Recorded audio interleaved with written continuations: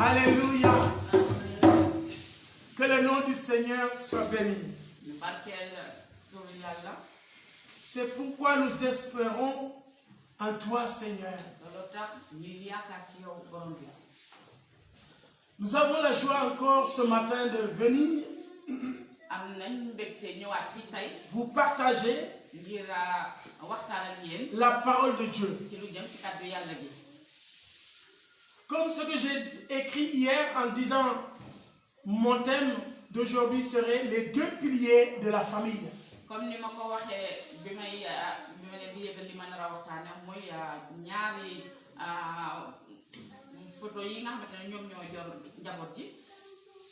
Ces deux colonnes, c'est important de connaître que chaque famille, on doit voir ces deux colonnes dans chaque famille.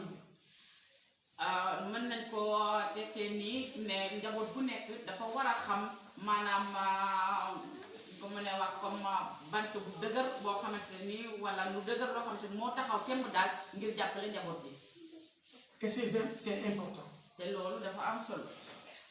Et je m'en vais commencer dans mon introduction par la prière. Père éternel, merci pour ces moments. Bénis ta parole. Bénis les personnes qui sont en train de regarder en direct ce culte. Que ton nom soit glorifié dans cette parole. Qui puisse être vraiment une source de bénédiction pour tout un chacun de nous. Cher Saint-Esprit, merci de me diriger, de m'inspirer. Glorifie Jésus maintenant. Au nom de Jésus. Amen. Frères et sœurs en Christ, une grande joie encore d'être là et de parler des deux piliers de la famille. Les deux colonnes que doit refléter une famille. C'est l'amour et le pardon. Notre relation avec Dieu est caractérisée par l'amour. La parole de Dieu nous dit, Dieu a tant aimé le monde qu'il a donné son Fils unique, afin que quiconque croit en lui ne périsse pas, mais qu'il ait la vie éternelle. Donc Dieu manifeste son amour vis-à-vis de l'homme en donnant. Donc si nous acceptons cet amour,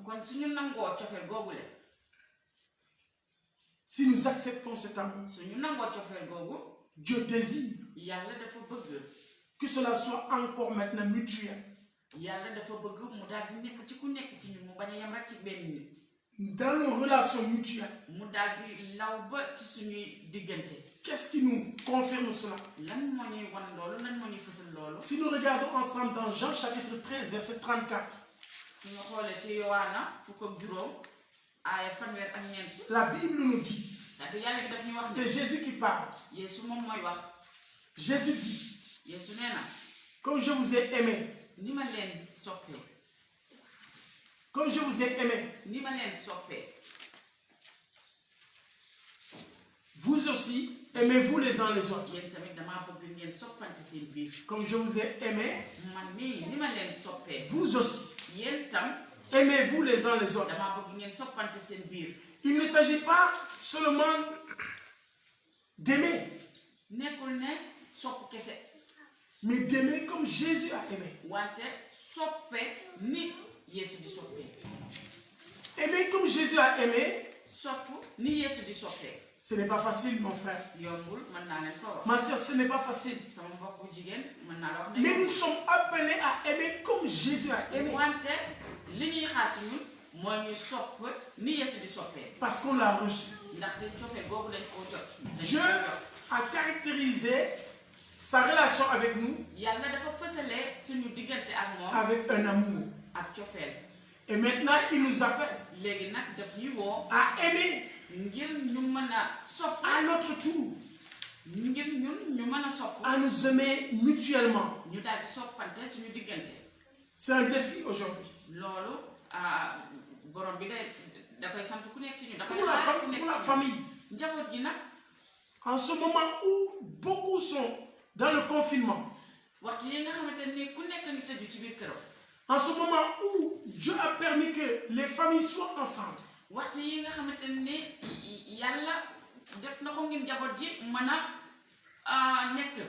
la majorité des gens qui sont confinés dans leur maison sont en famille.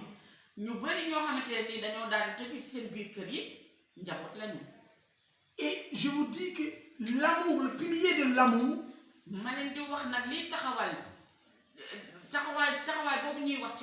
la force de l'amour, s'il règne au milieu de la famille,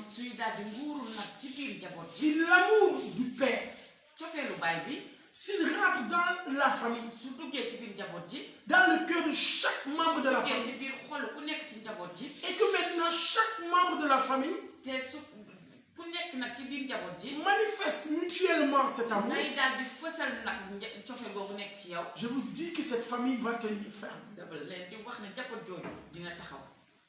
Comme je vous ai aimé, vous aussi aimez-vous les uns les autres. Il ne s'agit pas d'aimer seulement, mais d'aimer comme Jésus nous a aimés. Amen. Ce qui n'est pas facile. Ce n'est pas facile, mes frères et sœurs. Parce que Jésus a aimé jusqu'à se donner. Alors, comment Jésus a aimé? Qu'est-ce que cela implique?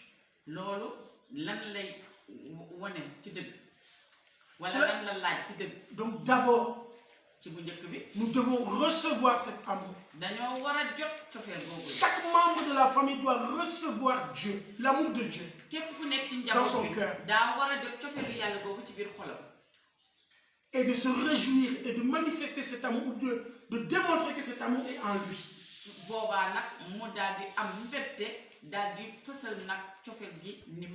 De se réjouir de cet amour. Cet amour qui est si fort. C'est l'amour de Jésus. Et deuxièmement, c'est ensuite, nous pourrons le partager avec les autres.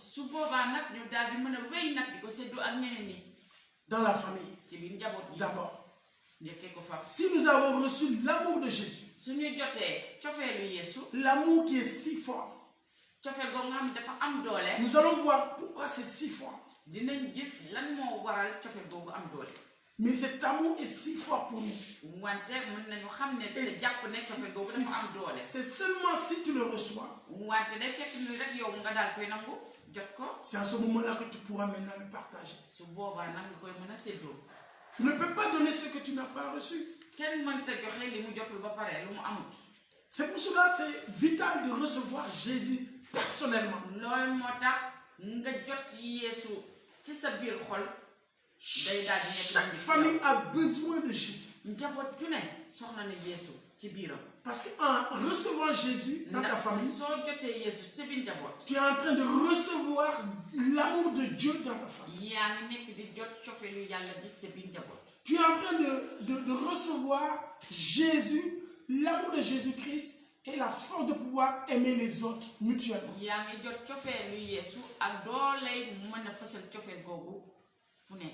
Et cet amour peut amener une harmonie dans la famille.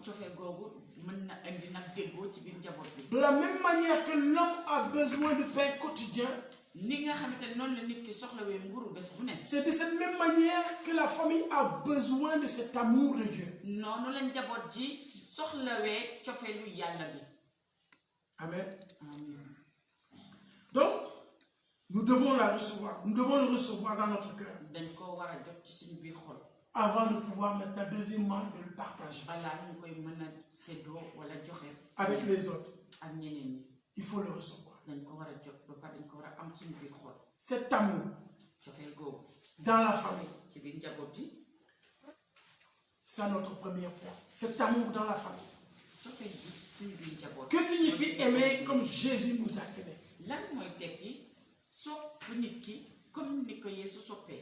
La parole de Dieu nous dit dans Ephésiens 5, verset 2.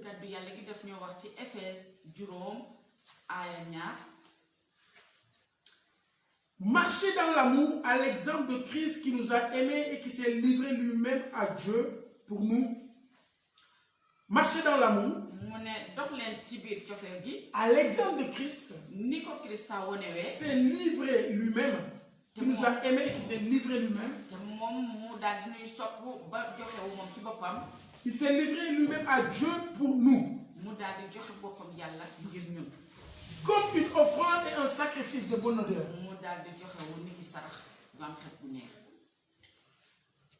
Quel amour! Quel amour! C'est un amour inconditionnel.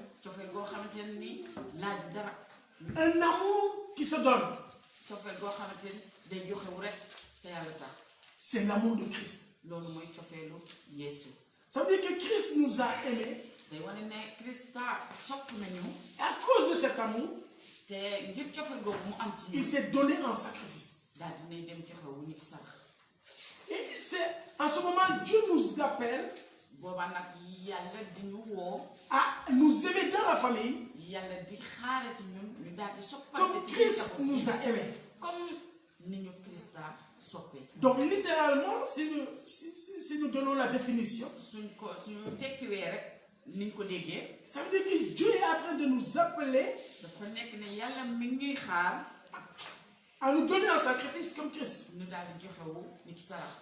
Pour les autres. L'amour de Jésus est tellement grand que si Jésus ne nous aide pas, si toi tu ne trouves pas cet amour, si Dieu ne te révèle pas cet amour, ce sera difficile pour l'homme de vivre cet amour vis-à-vis de son prochain. Parce que cet amour dans la famille consiste à nous livrer à Dieu comme une offrande pour les autres. Vous voyez ce pilier pour cette famille. C'est une force, l'amour. Ça consiste à se livrer, à se donner gratuitement, sans condition. Ça ne demande pas l'avis de l'autre. C'est par compréhension. Parce que tu l'as reçu. Tu as reçu cet amour. Et lorsque tu le recevais, tu ne le méritais pas. Donc cette compréhension que tu as de l'amour de Dieu vis-à-vis de toi-même, c'est ce même amour ou cette même attitude que tu dois avoir vis-à-vis de l'autre. Donc le membre de la famille, ton grand frère ou ton petit frère ou ta petite soeur ou ta grande soeur, si tu veux manifester l'amour de Jésus vis-à-vis de lui, cela ne dépendra pas de lui. Cela ne dépendra pas de son comportement. Cela ne dépendra pas de ce qu'il sait faire ou de ce qu'il ne sait pas faire. Il n'y a aucune condition. Cela ne dépendra pas de ce qu'il a fait pour toi ou ce qu'il n'a pas fait pour toi. Si c'est l'amour de Jésus, il vient aimer cet homme, aimer ce frère, malgré ses défauts. Mais il l'aime à cause de Dieu. à cause de Jésus. Si tu aimes à cause de Jésus, tu pourras aimer même l'ennemi. Cet amour est extraordinaire. Cet amour est au-delà de ce que nous voyons, ce que nous avons l'habitude de voir.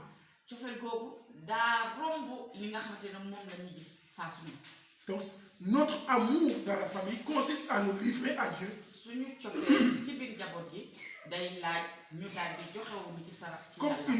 Comme une offrande pour les autres. Amen. 1 Jean 3, verset 16 dit. 1 Jean chapitre 3, le verset 16. Il dit, nous avons connu l'amour à ce qu'il a donné sa vie pour nous.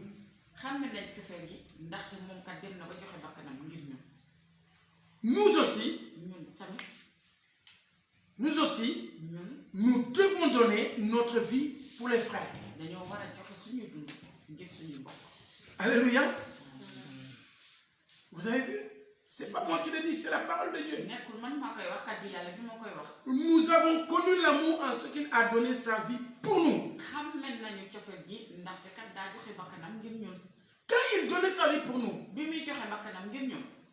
comment étions-nous? Qu'est-ce qu'on a fait pour lui? La Bible dit, en ce moment-là, nous étions encore des pécheurs. Nous étions encore ennemis de Dieu. On parle de cet amour du royaume de Dieu. Quand Jésus était en train de mourir sur la croix, pour toi, pour moi, en ce moment-là, je n'aimais pas Jésus. Et il dit la même chose pour toi aussi.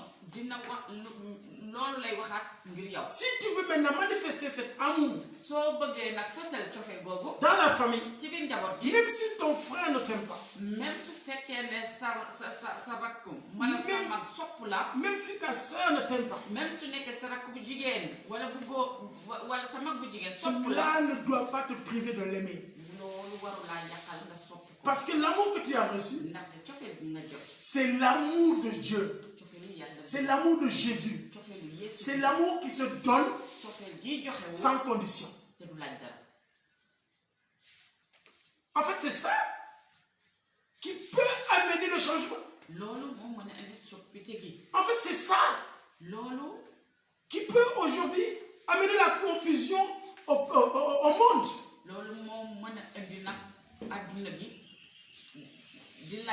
C'est ça qui peut amener le réveil dans le monde.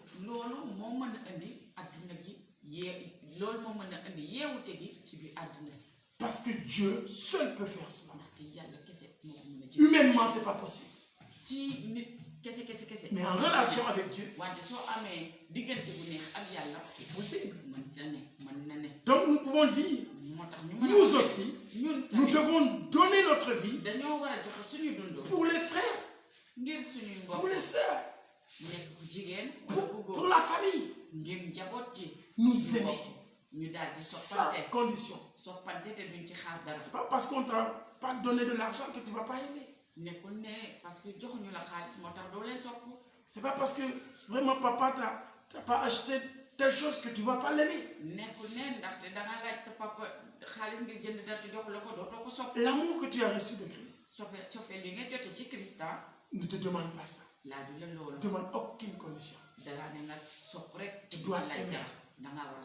Tu dois même t'offrir pour tes frères, tes soeurs, tes parents. Donc nous pouvons dire, pour ce pilier de l'amour, le modèle divin de l'amour,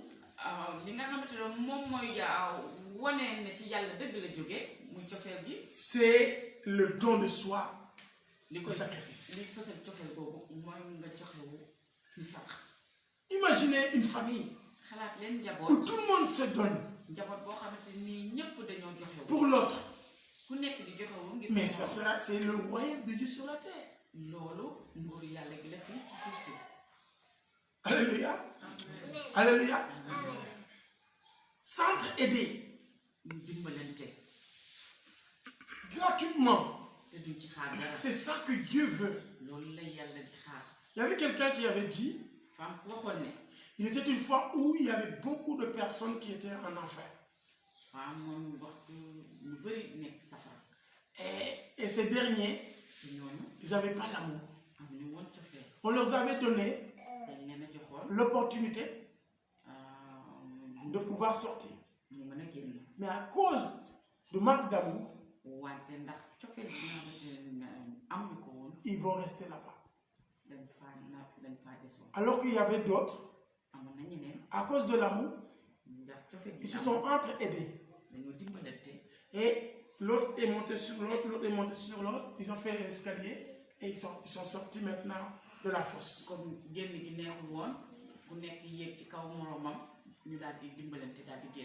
Et à cause maintenant de manque d'amour, les autres,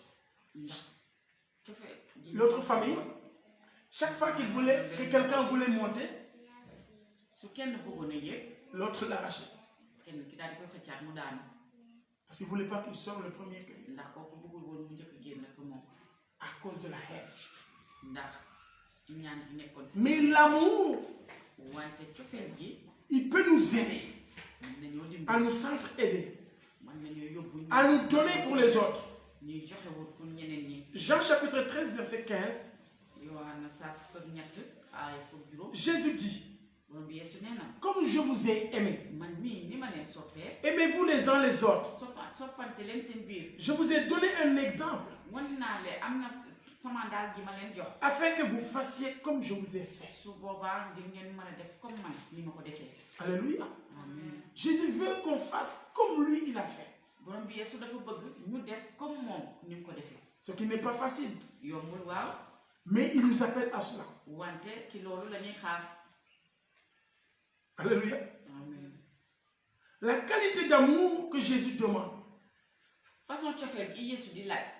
c'est un amour qui se donne gratuitement. Sans rien attendre de retour. C'est cela qu'une famille a besoin. Dans ce moment de confinement, servons nos frères, servons nos soeurs. Manifestons l'amour de Dieu. Cet amour doit renaître dans la famille. Cette force d'aimer doit renaître dans la famille. Nous devons nous aimer dans la famille d'abord. Dans la famille d'abord. Parce qu'il y a des gens qui sortent et ils sont aimables avec tout le monde sauf leur famille.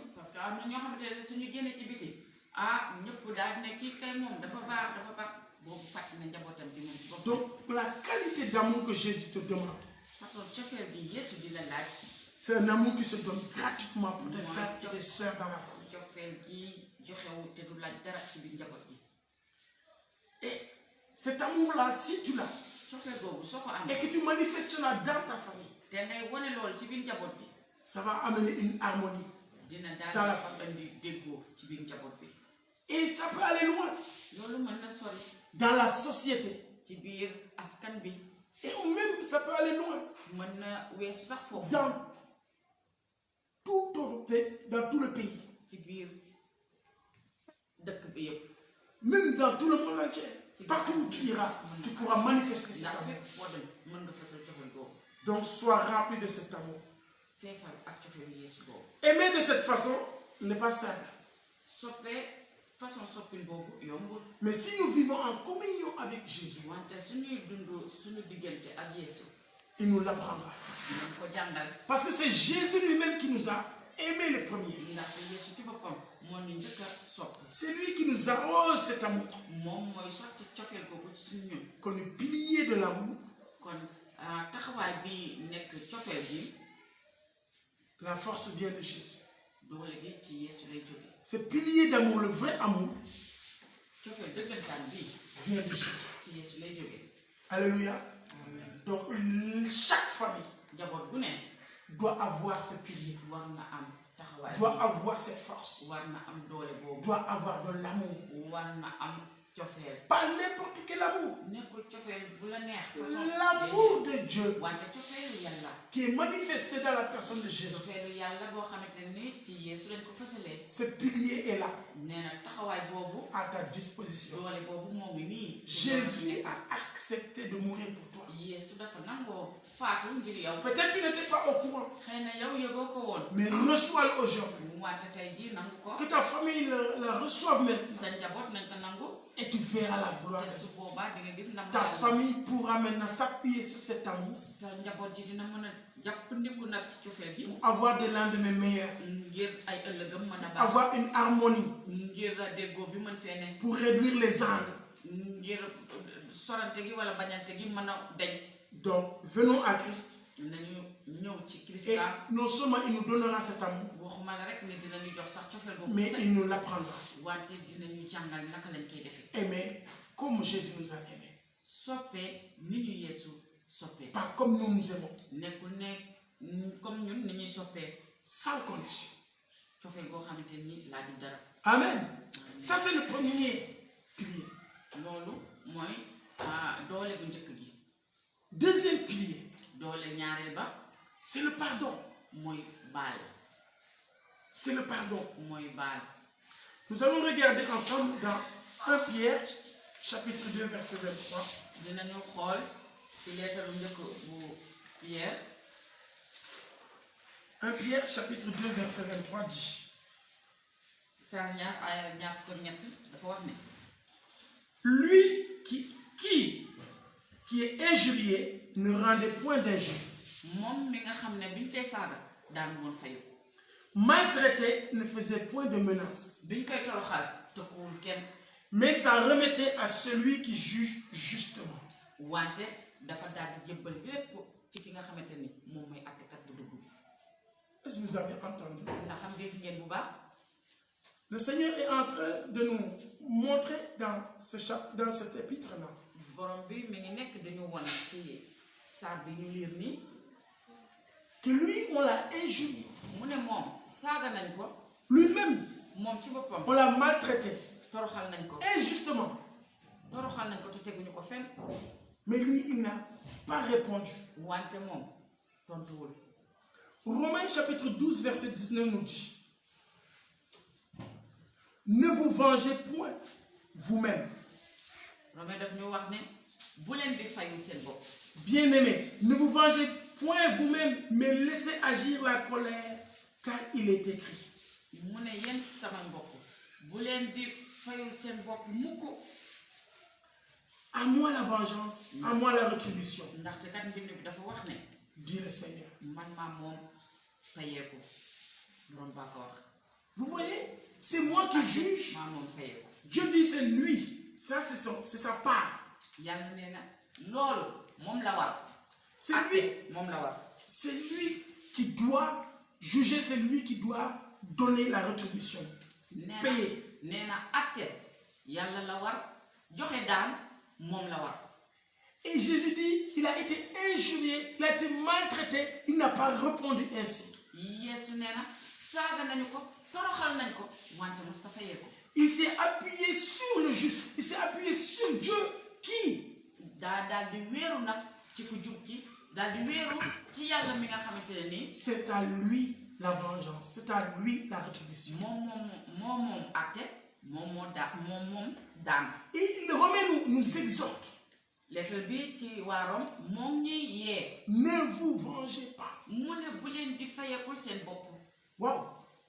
Donc ça veut dire que la parole de Dieu est en train de nous dire, je vous comprends. dafa kàddu gi yàlla gi dafa nekk di ñu wax ne waaw xam naa li ngeen di dund xam naa li ngeen nekk Vous pouvez vivre des temps où vous êtes offensés, mën ngeen a am waxtu yoo xamante ni dañ leen a tooñ où vous avez raison, mën na am waxtu yoo xamante ni waaw yéen a jàpp ci dëgg surtout dans la famille. surtout sax su nekkee ci njaboot ji On aime tellement dire, non papa, c'est moi qui ai raison, non papa, c'est moi qui ai raison, il a tort. dañoo sopp di wax ne waaw papa moom moo ma tooñ man maa am dëgg ci kawam Et on veut la justice ou la vengeance. ci boobaa nag li suñu xol di laaj mooy ñu daal di fay acte gi daal di ñëw Nous sommes attirés par la vengeance. fayeeku bi daf ñuy daal di xëcc. Mais nous qui sommes les enfants de Dieu, wante ñun ndaw yàlla yi dans la famille de Dieu, ci biir njabootu yàlla gi dans la famille des enfants de Dieu, ci biir njabootu yàlla gi pardonner. nañu baalante. Pardonner, c'est renoncer à la vengeance d'abord. baal nag moom mooy beddeeku ci fay. Tu as raison. waaw yaa dëgg gi yaa ko moom. Mais si tu acceptes de pardonner, wante soo nangoo baal ça veut dire que tu renonces à la vengeance. daf day tekki ne fayeeku bi wan nga ko gannaaw Et bàyyi tu nga laisses tout entre les mains de ton Dieu qui est le juge juste. lépp ci say loxo bàyyi bi nga xamante ni moom mooy àttekat bu jub. Parfois, nous voulons prendre la place de Dieu. léeg-léeg dañuy daal di bëgg a wax yàlla abal ma sa place bi. Dans une famille, ci biir njaboot bi chacun doit être à sa place. ku nekk dafa war a toog ca place. Tout le monde ne peut pas être père. ñëpp mënuñoo nekk baay. Tout le monde ne peut pas être mère. ñëpp mënuñoo nekk yaay. Tout le monde ne peut pas être grande sœur. ñëpp mënuñoo nekk mag bu Tout le monde ne jigéen. peut pas être aîné. ñëpp mënuñoo nekk taaw. Chacun a sa place. ku nekk ak sa place. Et dans la vie chrétienne, c'est la même chose. ci biir dundu chrétien bi noonu la demee. Si la loi est spirituelle ou bien la loi de l'esprit, li nga xamante ne mooy digle xel mi. ce qu'elle demande, li muy laaj. Les li xel mi enfants- di doxee li muy laaj. les enfants de Dieu ne la vivent pas. su ko doomu yàlla yi dundul. Qui va la vivre? kan moo koy dund keneen. Qui va la vivre? kan moo koy dund keneen. C'est pour cela que la parole de Dieu nous dit, moo tax kàddu yàlla bi di ñu wax ne renoncer à la vengeance. nañu bàyyi fayeeku bi. Il nous montre Jésus moom ñuy wan Yeesu. comme l'exemple à nit suivre. ki ñu war a topp. Pourquoi pardonner? lan moo tax ñu war di baale. Dans la famille, si nous ne pardonnons pas les uns les autres, ci biir njaboot gi suñu baalantewu nous allons nous maudire. dañuy bëgg di móoluwante kon. La haine va prendre le dessus. mer gi ak mero gi daal di ñu ëpp doole. Et cela peut amener jusqu'au meurtre. loolu mën na yóbbu nit lu ci reyante. Les vices du péché vont prendre le dessus. lii nga xam ne moom la bàkkaar bi moome daal di. La jalousie, si les sa mensonges, fen yi le vol, sàcc gi le meurtre. reyante sax.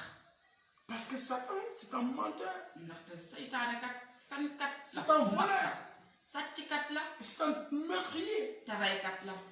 Si nous ne nous soumettons pas à la loi spirituelle, suñu bàyyiwul suñu dund nag mu déggal ni xelu yàlla gi bëggee. comme il nous dit, étant donné que nous sommes imparfaits, nun ñu ko waxee te ñu xam ne ñun dañoo nekk ay nit yu motul. nous allons nous offenser les uns les autres. dañuy bëgg di C'est tooñante évident. rek dañuy bëgg di tooñante. Mais il nous faut nous pardonner. wante li ñu war mooy ñuy baalante.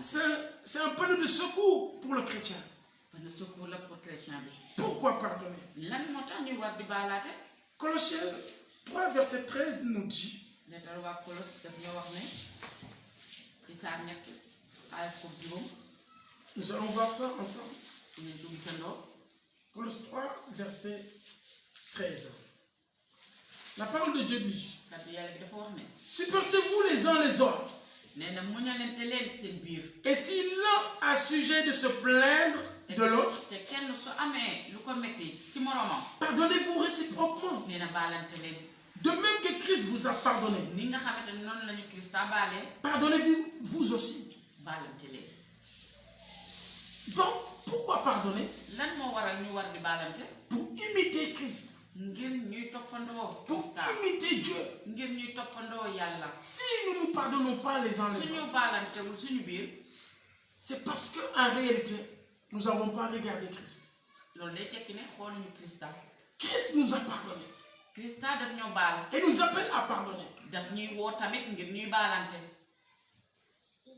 Ce matin, tey ci suba que le pilier doole gi du pardon puisse régner dans ta famille. na doole baalante bi nguuru ci sa biir njaboot. Ça veut dire renonce à la vengeance. loolu mooy tekki ne ñu daal di beddeeku payantoo gi. Renonce à la vengeance. ñu beddeeku payantoo gi. C'est pas facile.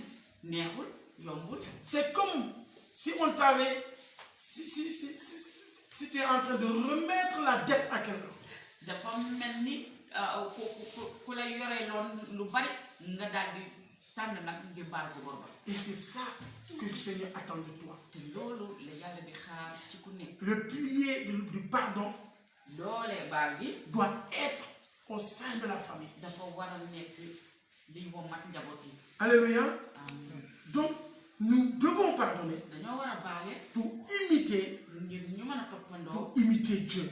yàlla.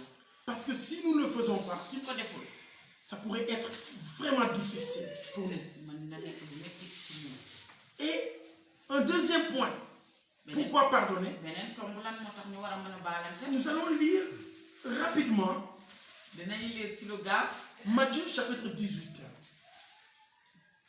Matthieu saar ko juróom-ñett À partir du verset 25.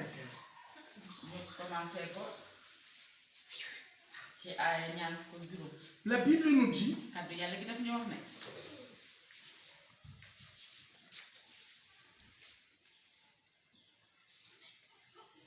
si nous regardons à partir du verset 25 jusqu'au verset 35, je lis rapidement.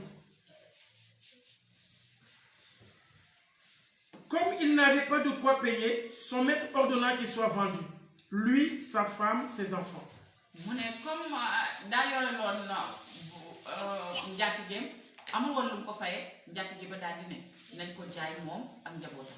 Et tout ce qu'il avait, et que la dette soit acquittée. ñu jaay la lépp li nga xamante ne moom la am ngir mu mën a fay borom bi. Le serviteur, se jetant à terre, se prosternant devant lui et dit, Seigneur, aie patience envers moi et je te paierai tout. surga ba daal di daanu ci tànk njaatige daal di koy ne dimbali ma yërëm ma muñal ma te man su boobaa dinaa la fay lépp li ma la yoree. Ému de compassion, le maître de ses serviteurs le laissa aller et lui remit la dette. njaatige ga daal di koy yërëm daal di koy baal bor ba te ba ko mu dem. Après qu'il fut sorti, ce serviteur rencontra un de ses compagnons qui lui devait 100 deniers. wante moom surga ba naka la jëm ci kër njaatige ba mu daal di daje beneen moromam boo xamante ne nii da koo yore doon xaalis.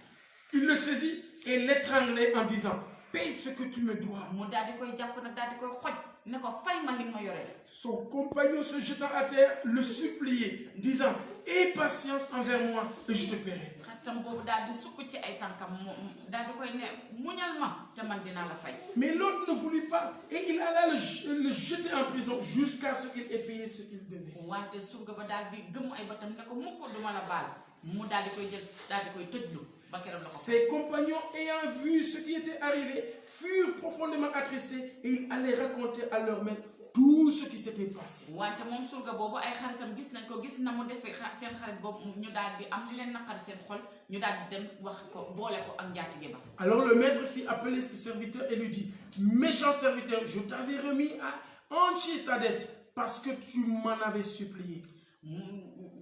njaatige ba daal di koy woolu daal di koy ne yow surga bi dama laa baaloon sa bor bi yépp ndax danga maa saraxu woolu. Ne devais-tu pas aussi avoir pitié de ton compagnon comme j'ai eu pitié de toi? ndax am yow dangaa war a woon a am yërmande ci sa xarit boobu rek comme man ni ma amee yërmande ci yow. Et son maître irrité le livra au bourreau jusqu'à ce qu'il ait payé tout ce qu'il devait. njaatige ba daal di mer daal di koy jël dugal ko ci kaso ba te mu bàyyi ko fa ba keroog la ko fay li mu ko yore lépp. C'est ainsi que mon Père Céleste vous traitera si chacun de vous ne pardonne à son frère à tout son cœur ou de tout son cœur. nee na noonu la suñu bàyyi ci asamaan nar a def képp koo xamante ne gëm nga ci moom te dangaa bañ a baale. C'est ainsi que mon Père Céleste vous traitera si chacun de vous ne pardonne à son frère de tout son cœur. te noonu la suñu bàyyi ci asamaan nar a def képp ku nekk ci ñun su nekkee baaloo sa mbokk ak sa xol bépp. C'est dangereux. doy na waar. C'est dangereux. doy na waar. Dieu est en train de nous parler. yàlla mi ñuy wax.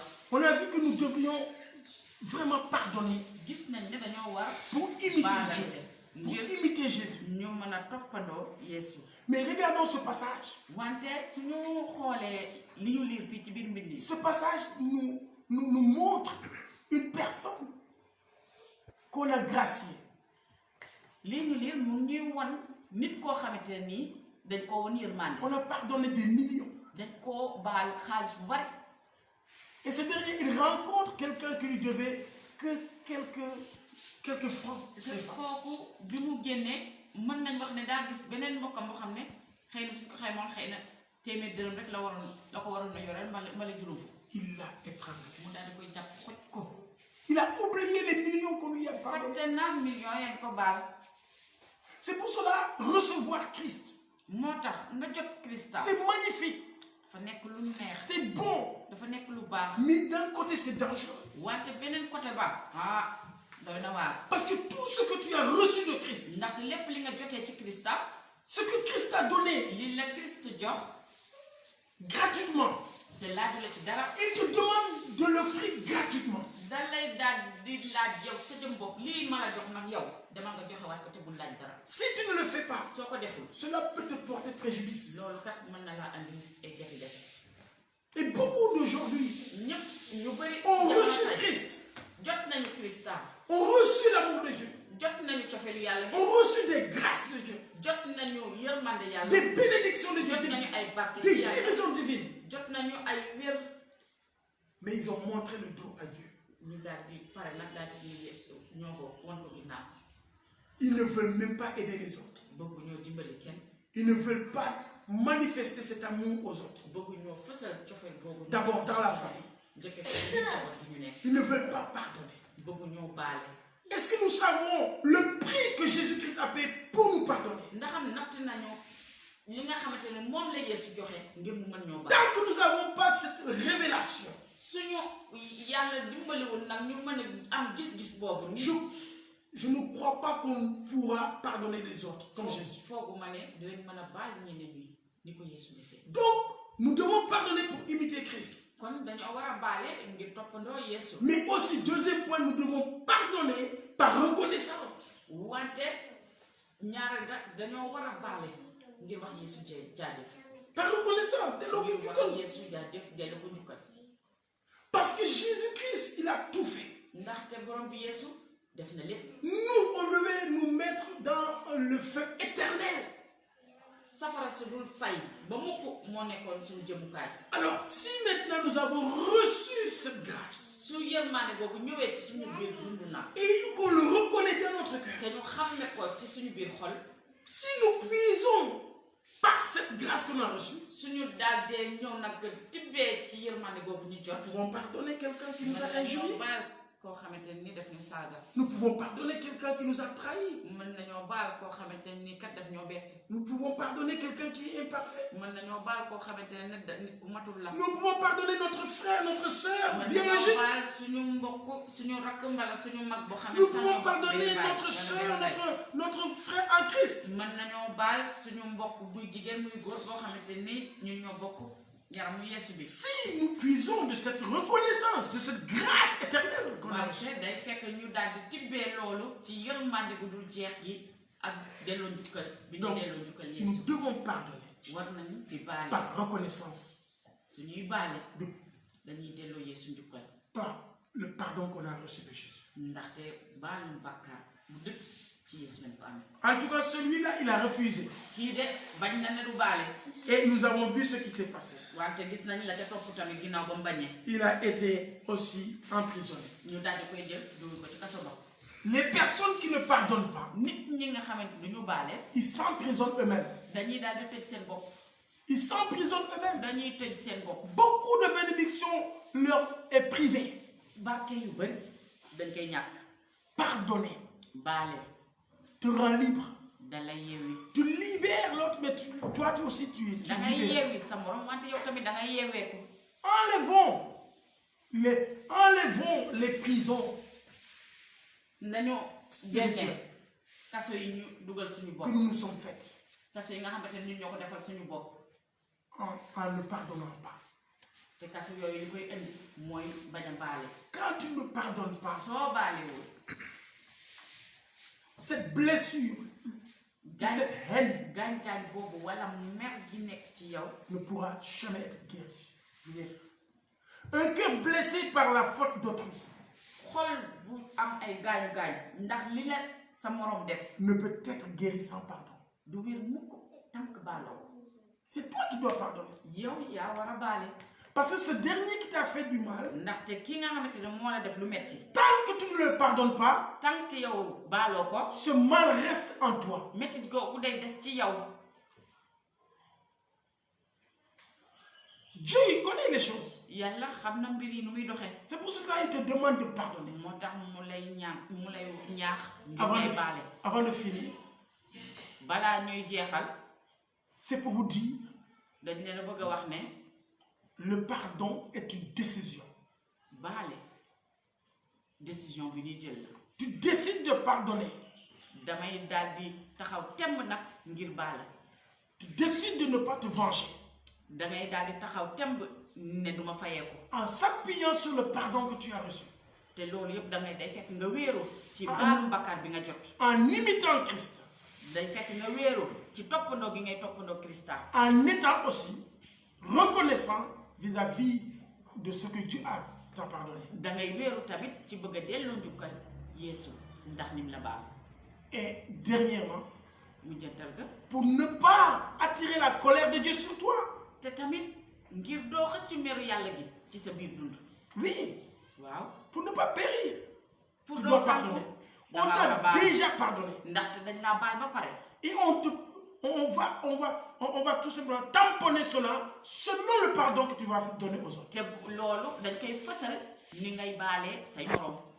Donc, mon frère, ma soeur, kon sama mbokk muy jigéen wala muy nous góor sommes condamnés mën nañoo wax à ne aimer mën nañoo wax ne li sas biñ ñu jox nag tey mooy ñu am cofeel et pardonner teg ci di baal en tant qu'enfant de Dieu. en tant que doomu yàlla. Parce qu'on a reçu l'amour, ndaxte dañoo jot cofeel gi. on a reçu aussi ce pardon. dañoo jot baal bi.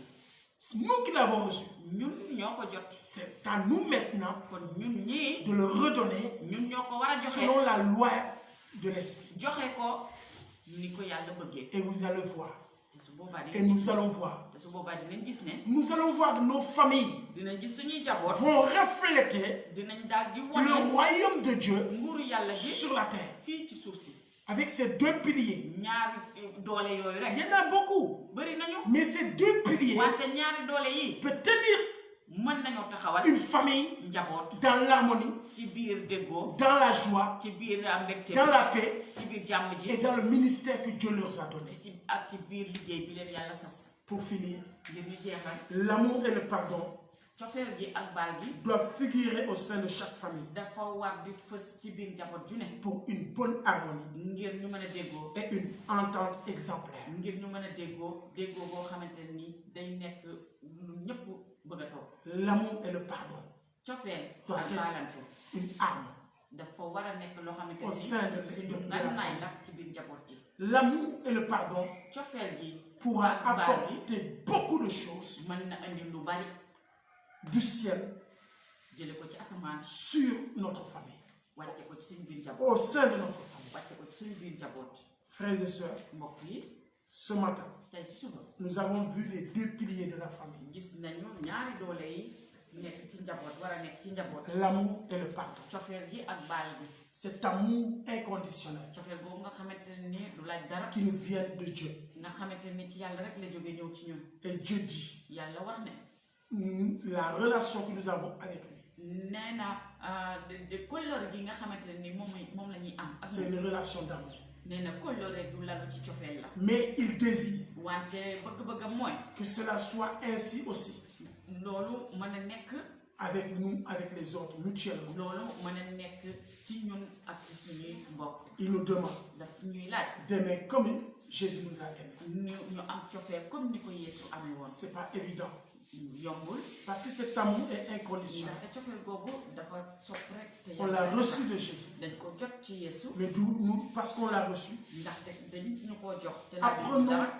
apprenons à avoir une relation avec Jésus. nee na nañu jàng am kóllëre ak Yeesu. C'est en ce moment, cette communion que nous aurons avec Christ. kóllëre googu ñuy am ak moom Christa. Et il va nous apprendre comment aimer. dinañu jàngal naka la ñuy soppee. Cet amour est magnifique. te cofeel googu dafa jéggi dayo. Ça donne l'harmonie dans la maison. dafay indi déggoo bi jàmm ji. Cet amour est magnifique. cofeel googu dafa jéggi dayo. Cet amour aime sans condition. cofeel googu day sopp rek te yàlla rek a tax. Et pour cela, loolu pour loolu bu mën a nekk. pour consolider cela, pour dëgëral loolu. il faut se donner gratuitement. da ngay daal di joxe wu C'est le don de soi. nga joxe sa bopp. Cet amour veut dire se Joxe donner gratuitement pour l'autre. nga daal di joxe sa bopp pour sa morom. Mais cet amour ne serait pas vital. Cet amour ne sera pas fort cofeel googu du dëgër s'il n'y a pas de pardon. baal gi su ñëwul Il faut pardonner. faaw ñuy baalante.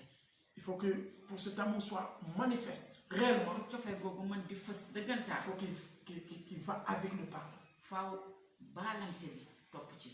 C'est renoncer à la vengeance. mooy nga beddeeku fayantoo gi. C'est en réalité accepter loolu mooy nga nangu que Dieu prend sa place yàlla jël place am et que tu ne sois pas le juge. te yow nga bañ a nekk àttekat bi. Même si tu as la raison, même su nekkee ne yow yaa moom dëgg. tu décides de pardonner. da ngay daal di jël décision nag ne man damay baale. Ça veut dire que tu as décidé de ne pas te venger. loolu mooy tekki ne dangaa jël décision ne man duma fayeeku. Comme Jésus. ni ko Yeesu defee. Injurié, maltraité. saaga nañ ko toroxal nañ ko. Mais il s'est appuyé sur le juste qui est Dieu. mu daal di jël fayeekul mu ko wante mu wéeru rek. ci Dieu àttekat bu jub bi. yàlla wax nañ À moi la rétribution, à moi la vengeance. man maa moom àtte gi te man maa moom daan. Beaucoup joxe daan. veulent maintenant déplacer Dieu pour prendre sa place. ñëpp ñu bëri nag dañoo bëgg a yëkkati yàlla daal di jël place am. Se venger et juger. di fayeeku di àtte. On n'est pas appelé à cela. kenn woowuñu ngir loolu. Sinon, le royaume de Dieu ne sera pas manifeste dans nos familles. suñu dundewee noonu nguuru yàlla gi di fës te suñu biir njaboot. Comme cet homme, nii nit ki nous ne devons pas faire comme cet homme waruñoo def ni nit kiy def. qu'on a pardonné des ñu millions baaloon ko ay millions. et qui ne pouvait pas pardonner des CFA. te moom mënu woon sax baale ay téeméer. Sinon, Dieu va nous traiter de la même su manière. boobaa yàlla nee na dinañu toroxale comme ni ñu toroxale waa ji. Ce matin, tey suba accepte ces deux piliers dans ta famille nangul doole ñaari doole yi ci sa biir njaboot. en recevant Jésus d'abord, soo jotee Yeesu soo nangoo Yeesu ba pare. en recevant le don de Dieu soo nangoo maye yàlla gi ba pare. et en cherchant cette communion avec Jésus. te ngay wut kóllëre gi ak Yeesu. Et Dieu te révélera su boobaa yàlla dina la grandeur de cet amour màggaayu cofeel et de ce pardon. màggaayu baalum bakkaar baalante. Ces deux piliers ñaari doole yi sont des armes ay ngànnaay, ngànnaay lañu. offensives et défensives. ngànnaay yoo Pour la xamante famille. ni dalay aar pour njaboot gi. Ça peut attaquer comme ça peut défendre, mën na protège. mën na song waaye mën na la aar tamit. Que Dieu nous bénisse. yàlla nañu yàlla barkeel À la prochaine. ba beneen yoon. Je voulais prier pour vous. dama bëgg ñaan ngir yéen. Père éternel, tu es fidèle. bàyyi ci asamaan dangaa bëri. Bénis chaque famille barkeel njaboot ju ne. qui est confinée.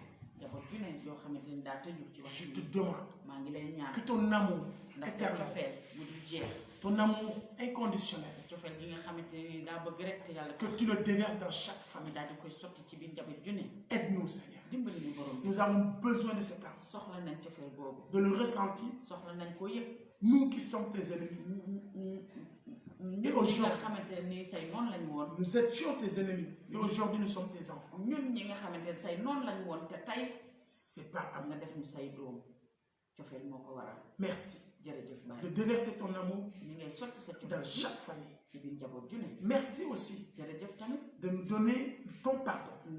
sa baal gi ñu ma jox. Manifeste-le maintenant wane ko tey Baye dans chaque famille. ci biir njaboot ju ne. Que chaque famille njaboot ju ne ressent le pardon yëpp de baale Jésus-Christ. baale Yeesu bi. Que le sang de Jésus nañu nous na purifie. deret Yeesu sellal ñu tey. Merci Seigneur. jërëjëf Non seulement nos familles, nekkul bu mu yem kese suñu mais njaboot notre pays, wante na wàcc sax ci biir notre vie personnelle, ci suñu dund dans nos entreprises. suñuy liggéeyukaay. Donne-nous cet amour. jox ñu Un cœur qui aime, xol un buy cœur sopp qui pardonne xol buy baal pour une bonne harmonie ngir ñu mën a nekk ci jàmm dans cette société. ci biir dëkkuwaay yi. Glorifie-toi, wanewul borom bi s'il te plaît, su la neexee par le glorieux nom de Jésus, ci seen tur bu mag bi notre Yeesu Seigneur suñu borom et notre Dieu. te suñu yàlla. Amen. amiin. Soyez bénis. À la prochaine. yal na leen borom bi barkeel ba beneen yoon. Au revoir.